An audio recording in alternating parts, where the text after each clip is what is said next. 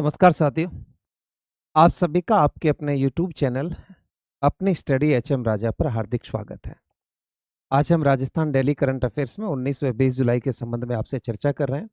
आप सभी को मेरा नमस्कार, आप सभी को राधे राधे, आप सभी को राम राम, खमा गणी राजस्थान। देखिए बेटा, आज हम 19 व 20 जुलाई राजस्थान करंट अफेयर्स और सूझे सार पर बात कर रहे हैं। सबसे पहले बात करते हैं राज्य डेडिकेटेड टेक्सटाइल सेल का गठन। राजस्थान के अंदर एक राज्य डेडिकेटेड टेक्सटाइल सेल का गठन हुआ है। उस सेल के गठन का प्रमुख उद्देश्य क्या था बेटा? कि राजस्थान टेक्सटाइल और अपैरल नीति के बेहतर क्रियान्वयन और राज्य में कपड़ा निर्यात वर्ष 2030 तक 4 गुना बढ़ाना। यानी इस सेल का गठन इसलिए किया गया कि भाई राज्य के अंदर जो कपड़े का निर्यात है वो अपैरल नीति के बेहतर क्रियान्वयन के लिए हमें 2030 तक 4 गुना बढ़ाना। एक्शन प्लान, इसके तहत राज्य का पहला टेक्सटाइल एक्सपोर्ट एक्शन प्लान और 11 जिलों के लिए जिला स्तरीय योजना भी तैयार की गई है। कि राज्य का पहला टेक्सटाइल एक्सपोर्ट एक्शन प्लान भी तैयार कर लिया गया और 11 जिलों को जिला स्तरीय योजना के अंदर भी शामिल किया गया। इसके अलावा बताया गया कि राजस्थान के 7 जिलों को चैंपियन जिला बनाया गया। देखो, चैंपियन जिले राजस्थान के अंदर। और इस नीति के तहत अजमेर, भीलवाड़ा, जयपुर, बांसवाड़ा, चित्तौड़गढ़, जोधपुर और कोटा को यानी 7 जिलों को चैंपियन जिलों के रूप में चुना गया। तो आपको यही पूछेगा कि कितने जिलों को चैंपियन जिलों की सूची में रखा गया? 7 जिलों को चैंपियन जिलों की सूची में रखा गया। एक प्रस्तावित समिट भी याद रखना इसका कि अक्टूबर 2026 में राज्य में 2 दिवसीय टेक्सटाइल समिट होने की भी यानी प्रस्तावित है। तो राज्य में आने वाले अक्टूबर 2026 में एक राज्य टेक्सटाइल समिट का क्या किया जाएगा? आयोजन किया जाएगा। तो 2-4 बातें याद रखनी है। राज्य स्तरीय जिले में 11 है और चैंपियन जिलों के अंदर 7 है। देखो, साइबर सुरक्षा और हेल्पलाइन 1930। RC4 का निरीक्षण मुख्यमंत्री भजनलाल शर्मा ने पुलिस मुख्यालय में Rajasthan cyber crime control centre R4C और हेल्पलाइन 1930 का अवलोकन किया गया। बजट का प्रावधान, बजट 2026-27 में R4C की स्थापना के लिए 100 करोड़ रुपए आवंटित किए थे। यानी जो हमारा बजट आया था 26-27 उसमें R4C इसके अंतर्गत 100 करोड़ रुपए का बजट प्रस्तावित किया था, जो कल मुख्यमंत्री जी ने इसका दौरा भी किया था। ये कल की सूजस के अंदर था। क्षमता विस्तार, हेल्पलाइन क्षमता की 30 लाइनों से वो 30 लाइनों से बढ़ाकर 53 लाइन कर दिए गए। पहले 30 लाइन थे, अभी ये 53 लाइन कर दिए। जल्दी 60 लाइनें इसके अंदर होगी। ठीक है, 3 पारियों में चलाया जा रहा है इसको। विशेष अभियान, देखो, साइबर अपराधियों के खिलाफ ऑपरेशन वज्र प्रहार, ऑपरेशन साइबर वायरस और ऑपरेशन म्यूल हंटर चलाए जा रहे हैं। ये जरूर ध्यान रखना। ऑपरेशन वज्र प्रहार का संबंध किससे है? ऑपरेशन साइबर वायरस का संबंध किससे है? और ऑपरेशन म्यूल हंटर का संबंध किससे है? तो ये साइबर अपराध से है, साइबर मामले से। समन्वय बैठक, देखो, बैंक और साइबर पुलिस के बीच समन्वय हेतु 21 जुलाई को मुख्य सचिव की अध्यक्षता में special state level bank committee की बैठक निर्धारित की है। यानी 21 जुलाई को बैंकों के बीच में और साइबर पुलिस के बीच में एक समिट होगा, एक बैठक होगी, जिसके अंदर ये बताएंगे कि भाई बैंक किस किस चीज को से ये खातों को बचा सकते हैं साइबर फ्रॉड से। आगे देखिए, पशुपालन और डेयरी विकास। पशुपालन और डेयरी विकास से संबंधित कुछ बातें आई है। देखो, टीकाकरण और रैंकिंग। लंपी स्किन डिजीज के खिलाफ टीकाकरण अभियान द्वितीय चरण की समीक्षा के बीच राजस्थान देश में दुग्ध उत्पादन में दूसरे स्थान पर है। ये ध्यान रखना। राजस्थान के अंदर एक टीकाकरण और की रैंकिंग की कि लंपी स्किन डिजीज के खिलाफ जो टीकाकरण हुआ उसमें द्वितीय चरण की समीक्षा के बीच राजस्थान देश में उत्पादन में दूसरे स्थान पर है। या रोज योजनाएं की बात करें तो योजनाएं थी कि दुग्ध उत्पादकों को 5 रुपए प्रति लीटर की सब्सिडी प्रदान की जाती है। आप डेयरी में दूध दे रहे हो तो जो वो देता है, मगर उसके अतिरिक्त 5 रुपए गवर्नमेंट प्रति लीटर के हिसाब से सब्सिडी देती है। आरसीडीएफ और अभियान 1977 में आरसीडीएफ की स्थापना हुई। ये अभी सेकंड ग्रेड में पूछा गया प्रश्न था, ये ध्यान रखना आपको। आरसीडीएफ ये स्थापित कब हुई थी? तो ये 1977 में हुई। और सरस अमृत अभियान के तहत दूध की गुणवत्ता, ये ध्यान रखना, आरसीडीएफ के द्वारा एक अभियान चलाया जिसका नाम है सरस अमृत अभियान। इसके तहत दुग्ध की गुणवत्ता सुनिश्चित की जा रही है। तो आरसीडीएफ की स्थापना 1977 में हुई और सरस अमृत अभियान के तहत दूध की गुणवत्ता सुनिश्चित की जा रही है। खेल समसामयिकी, सलोनी अटल, कभी नाम सुना इस लड़की का? सलोनी अटल, ये बड़ी चर्चा में। ताइक्वांडो खिलाड़ी सलोनी अटल हाल ही में चर्चा में रही है, ये ध्यान रखना। ताइक्वांडो खिलाड़ी सलोनी अटल का संबंध किससे है, ये जरूर ध्यान रखना। उमा चौधरी 65वीं national interstate senior athletics championship में उमा चौधरी ने महिला जेवेलिन थ्रो में रजत पदक जीता है। जो अपने 65वीं जो नेशनल स्टेट लेवल की जो इंटर स्टेट लेवल की जो सीनियर एथलेटिक्स प्रतियोगिता हो रही है, उसके अंदर उमा चौधरी ने महिला जेवेलिन थ्रो में रजत पदक हासिल किया है। ये ध्यान रखना। सलोनी अटल जो ताइक्वांडो खिलाड़ी है, जो हाल ही में चर्चाओं में है, ये जरूर ध्यान रखना।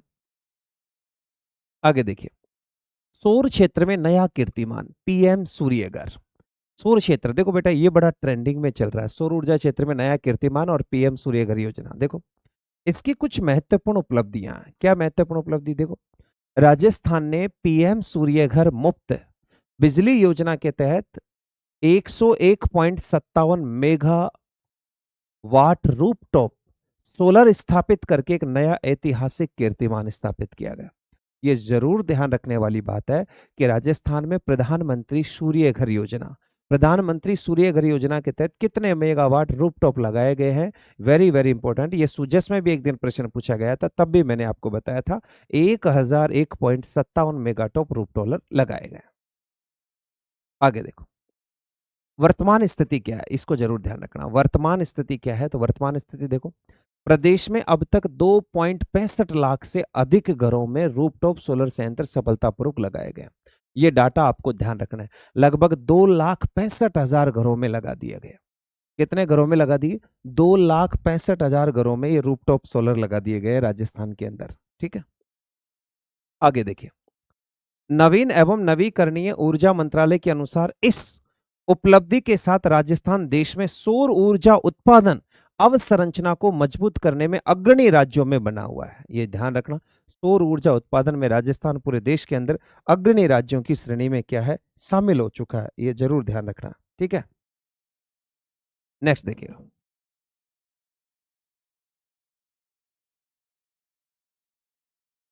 तो ये हम इस पर बात कर रहे थे। अब मैं आपको थोड़ा सुजस के बारे में बताऊं।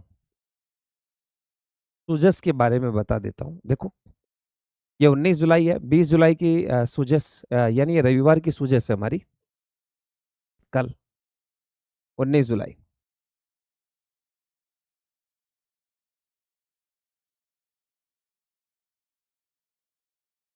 एक मिनट। नियमों के सरलीकरण, देश में दूसरा, निवेश प्रोत्साहन नीतियों के तहत में तीसरा, राजस्थान के प्रयास, राष्ट्रीय मोहर, निवेश अनुकूलता सूचकांक में शानदार प्रदर्शन, राइजिंग राजस्थान समिट से बना सकारात्मक राजस्थान में निवेशक। ये देखिए, राजस्थान निवेश पोर्टल अब 18 विभागों की 90 सेवाएं उपलब्ध करवा रहा है। ठीक है, ये 18 से, ये लेट आई थी सुजय से, इसलिए इसके नोट्स तैयार नहीं कर सका मैं। कल इसके नोट्स तैयार कर देंगे आपको। लेट आई थी रात। पूरी दुनिया में पहुंची भारतीय सनातन परंपरा एवं संस्कृति, धार्मिक स्थलों के विकास के लिए एक निरंतर कार्य, राजस्थान को वर्ष पर्यंत वेंडिंग डेस्टिनेशन बनाने पर जोर, प्रधानमंत्री आवास योजना, ये परंपरा पर्यटन और प्रगति का संगम, Rajasthan home stay paying guest योजना। ये जरूर देखो, ये मैंने आपको पढ़ा दी रही, फिर बता रहा हूँ। ये राजस्थान पेइंग गेस्ट योजना है, ये राजस्थान के अंदर चल रही है। चलो, अब हम उन प्रश्नों की ओर चलते हैं जो आपके सबसे इंपॉर्टेंट है, जो सुजस रोज पूछती है। प्रश्न नंबर 1, 1962 मोबाइल पशु चिकित्सा इकाई व्यवस्था के मॉडल के अध्ययन के लिए किस अंतरराष्ट्रीय संस्था को अधिकृत किया गया है? प्रश्न बहुत टॉप लेवल का है कि 1962 मोबाइल पशु चिकित्सा इकाई व्यवस्था के मॉडल के अध्ययन के लिए किस अंतरराष्ट्रीय संस्था को अधिकृत किया गया? विश्व बैंक को, एशियाई विकास बैंक को, विश्व स्वास्थ्य संगठन को, न्यू डेवलपमेंट बैंक को। 1962 मोबाइल पशु चिकित्सा इकाई, जल्दी से।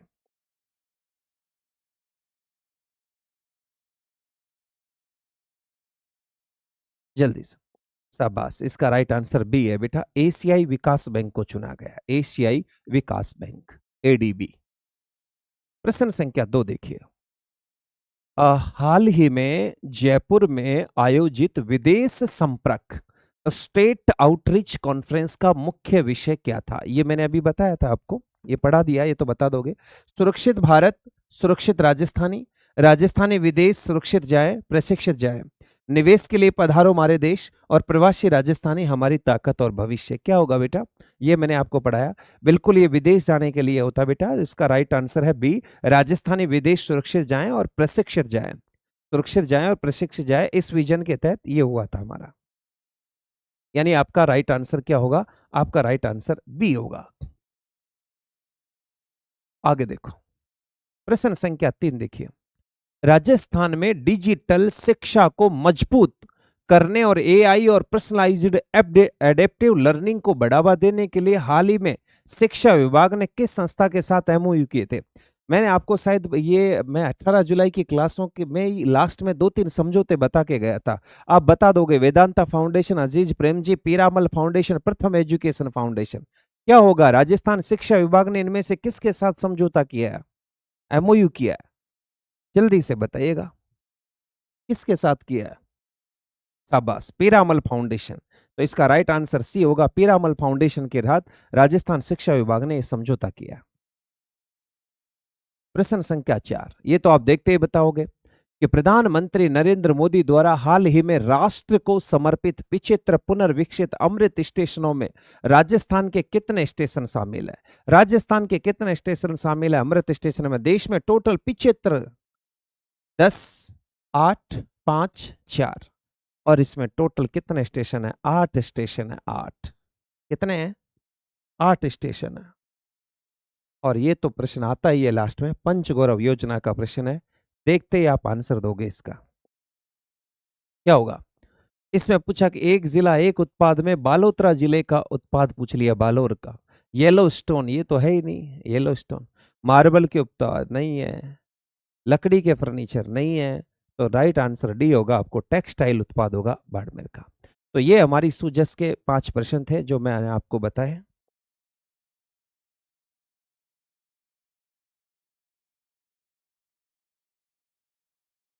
आगे, अब मैं आपको शनिवार को जो पढ़ा के गया था उसमें से 5 प्रश्न पूछता हूं 18 जुलाई से। ये देख, 18 जुलाई 2 के एमसीक्यू प्रश्न है, ये लीजिए। वही बात आ गई ना, अभी सुजस में जो प्रश्न था वही मेरे यहाँ आ गया। देखो, मैं पढ़ा के गया था आपको, प्रधानमंत्री नरेंद्र मोदी द्वारा जालंधर पंजाब से देश के 75 पुनर्विकसित अमृत स्टेशनों का वर्चुअली लोकार्पण किया गया। इसमें से राजस्थान के कितने स्टेशनों को शामिल किया गया? अभी जस्ट देखो, सुजस ने भी पूछा और मैं भी ये प्रश्न बना के लाया, क्योंकि पता है ना सुजस भी सी, बस थोड़ी सी लैंग्वेज बदली है, बाकी प्रश्न वही है। और ये देखते ही बता दिया आपने कि इसमें टोटल कितने स्टेशन आएंगे? 8 स्टेशन आएंगे, जिसमें दौसा भी शामिल है। कितने स्टेशन आएंगे? 8 स्टेशन आएंगे। वर्चुअली उद्घाटन किया था इसका। प्रश्न संख्या 2, और कहां गया 2?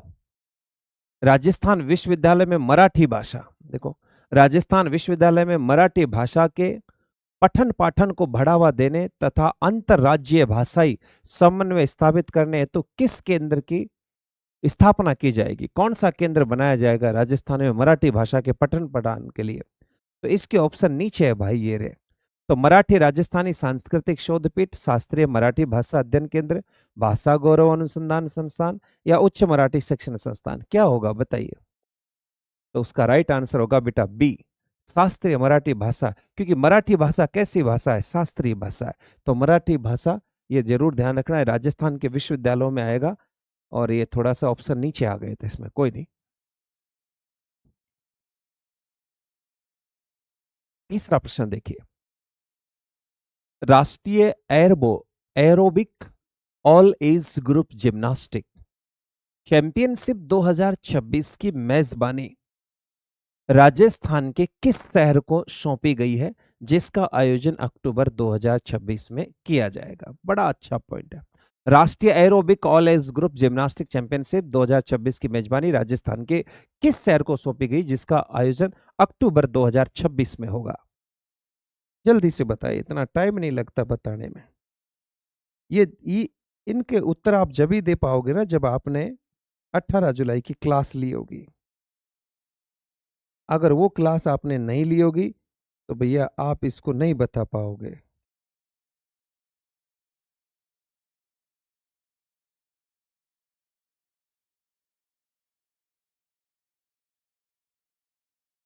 शाबाश, बहुत अच्छी बात है। कौन सा शहर होगा? जयपुर शहर होगा, इसको अच्छे से याद रखें।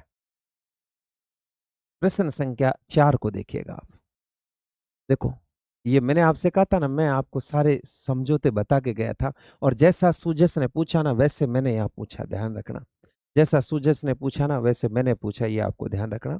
ये मैं आपको अगले ही तो दिन पढ़ा के गया था, इसलिए मैं बिल्कुल लेटेस्ट चीजें पढ़ाता हूँ आपको, ये भी ध्यान रखना आपको।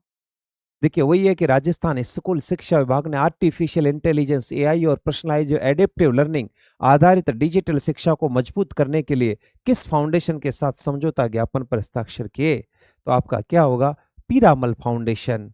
अरे देखते ही हो गया ना, पीरामल फाउंडेशन। ये मैं आपको 18 जुलाई को पढ़ा के गया था, पीडीएफ में जाके देखना नीचे। 2-3 समझौते करवा रखे हैं मैंने आपको। ठीक है, एक तो शिक्षा विभाग का समझौता करवा रखा आपको मैंने वहां पर। बिल्कुल, एक कृषि विभाग का भी करवाया गया था, एक टैफेजे फॉर्म सर्विसेज के साथ।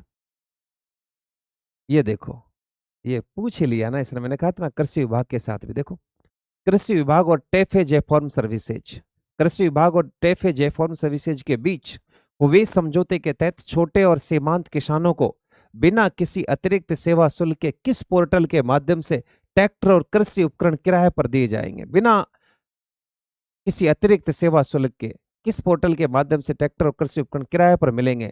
ये ध्यान रखना, कृषि विभाग और किस किस का है ये? टेफे जे फॉर्म सर्विस, इन दोनों ने समझौता किया, ये ध्यान रखना। शिक्षा विभाग और पीरामल फाउंडेशन ने किया है और इधर से इन दोनों ने ये समझौता किया है। और इसके तहत बेटा ट्रैक्टर के और कृषि उपकरण किराए पर मिलेंगे। वो कौन सा पोर्टल है? तो देखो यहाँ लिख रखे हैं, राज किसान सारथी पोर्टल, राज कृषि मित्र पोर्टल, राज किसान साथी पोर्टल।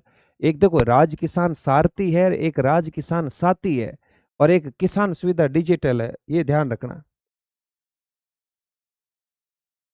क्या आएगा इसमें? कंफ्यूज नहीं होना, एक सारथी है और एक साथी है। तो ट्रैक्टर तो किसान का साथी ही होता है बेटा एक तरीके से। तो फिर आपका राइट आंसर होगा 3, राज किसान साथी पोर्टल, राज किसान साथी पोर्टल। तो ये 5 प्रश्न बड़े महत्वपूर्ण के थे, इसलिए आप अगर यहाँ चलते रहे, इसलिए अगर यहाँ चलते रहे तो ये मैं आपको गारंटी प्रदान करता हूँ कि आपकी करंट बहुत बेहतरीन होगी, बहुत अच्छी हो जाएगी करंट आपकी। तो ये क्लास रोज हमारी शाम को 6:30 बजे होती है, 6:30 बजे जुड़ना ना भूलें। तो आज की क्लास यहीं पर समाप्त होती है। अब आज जो पढ़ाया उसका मैं कल 5 प्रश्न पूछूंगा, मगर वो जब ही दे पाएंगे जवाब जब आज का आपने उधर पढ़ लिया होगा। तो आप सभी को बेस्ट ऑफ लक, आप सभी को बहुत बहुत धन्यवाद।